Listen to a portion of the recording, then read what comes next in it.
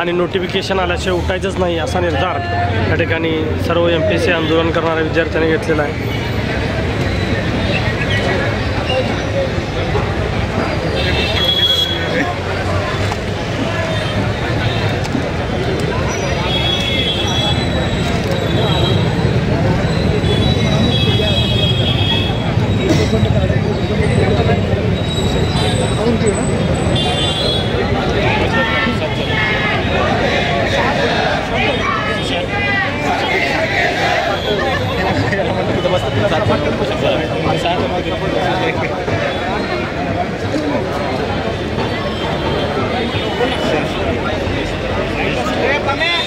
आणि मुलांनी घोषणा देणं आणि आपल्या मागण्या मांडण्यासाठी या ठिकाणी रात्रभर बसायचा निर्धार केलेला आहे।